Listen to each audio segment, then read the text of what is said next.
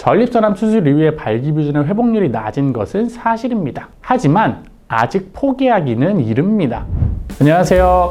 매일건강의 물리치료사 정무진입니다. 전립선암 수술을 앞두신 분들은 수술 이후에 올 수 있는 부작용 때문에 굉장히 많이 고민을 하시는 편이에요. 그 중에서도 특히 발기부전 같은 경우에는 남자라면 한 번쯤은 고민하게 되는 부작용이죠. 아무래도 내가 발기가 되지 않는다라는 것을 상상한 적도 없다 보니까 이러한 것들이 더 크게 와닿기도 하고요. 혹은 실감이 안 나기도 합니다. 그래서 오늘은 전립선암 수술과 성기능장애인 발기부전의 회복에 대해서 알아보려고 합니다.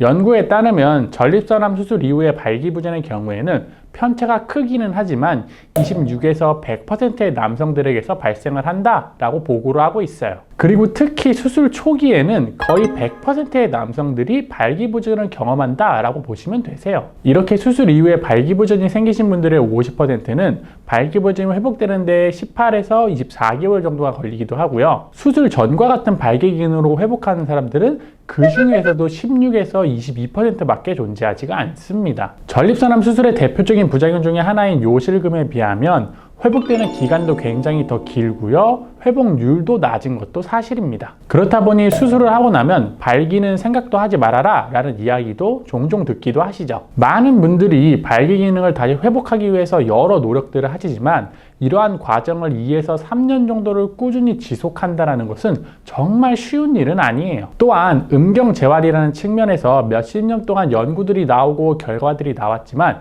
재활의 방향성이 크게 바뀌지 않았다는 것은 어쩌면 아직까지도 완전히 정복되지 않은 분야라고 이야기할 수도 있어요. 하지만 그렇다고 해서 아무것도 시도하지 않는 것보다는 우리가 해볼 수 있는 것들을 시도해보는 것은 분명하게 의미가 있어요. 그 중에 첫 번째는 비아그라와 시알리스 같은 PDE5 억제제의 복용입니다. 전립선암 수술 전후로 비아그라와 시알리스를 처방해주는 병원들이 많지만 의외로 이것들을 잘 복용하지 않으셔요. 하지만 PDE5 억제제를 꾸준히 복용하는 것은 추후의 발기부전의 회복에 있어서 긍정적인 영향을 미치기 때문에 꾸준히 복용하시는 것이 좋습니다. 지금 먹어도 발기가 되지 않기 때문에 소용이 없다라고 이야기를 하실 수도 있지만 복용을 하시는 것과 안 하는 것 사이에는 굉장히 큰 차이가 있습니다. 발기부전이 생겨서 발기가 되지 않는다는 것은 음경에 혈액이 몰릴 수 있는 기회나 시간이 전혀 없다는 것을 의미를 해요. 이것이 지속된다면 음경 자체도 본인이 원래 해야 되는 기능들을 잃어버리게 되고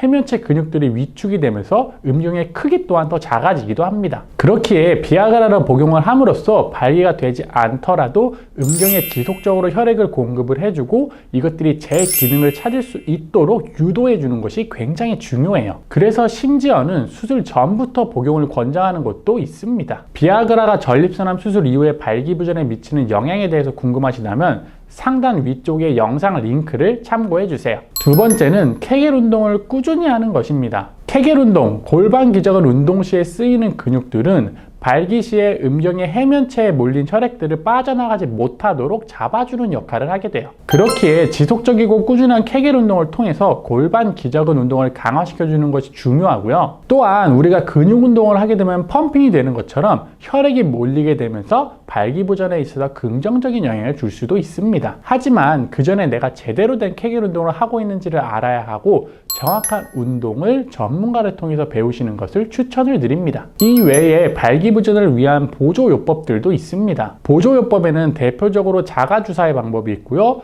보조기구를 이용해서 발기를 만드는 방법이 있어요. 결론적으로 가장 중요한 것은 지금 당장 발기가 되지 않더라도 계속해서 음경에 혈액을 공급을 해주고 인위적으로 발기를 만들 수 있는 환경들을 조성을 해줌으로써 계속해서 발기가 회복될 수 있는 기회들을 제공해 주는 거예요. 우리가 근육들을 잘 쓰지 않으면 근육줄이 작아지고 퇴화하는 것처럼 음경 또한 계속해서 발기의 기회를 잃어버리면 발기 기능들을 더 상실할 수도 있는 것이죠. 이렇게 앞서 말씀드린 사항들보다도 사실은 더 중요한 사항이 있습니다. 그것은 바로 나의 인생에 있어서 발기라는 것이 얼마나 중요한 요소인지를 아시는 것이에요. 발기라는 것이 모든 남성들에게 있어서 중요할 것 같지만 누군가에게는 인생의 5%밖에 해당을 안 하는 작은 요소일 수도 있고요. 누군가에게는 90% 이상에 해당을 하는 중요한 요소일 수도 있어요. 또한 발기가 되지 않는다라고 해서 부부관계 등을 반드시 못하는 것은 아니에요. 관계라는 것은 꼭 삽입과 같은 행위가 이루어져야만 되는 것은 아니기 때문이죠. 그렇기에 이러한 부분들을 잘 생각을 하셔서 내가 발기부전에 대한 재활을 진행을 할지,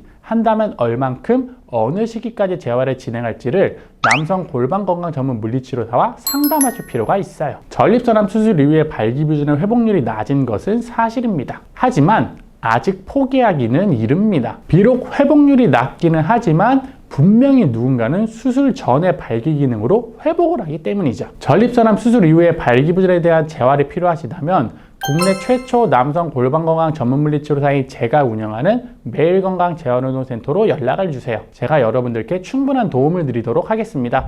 오늘은 저와 함께 전립선암 수술과 성기능장애, 발기부전의 회복에 대해서 알아봤습니다.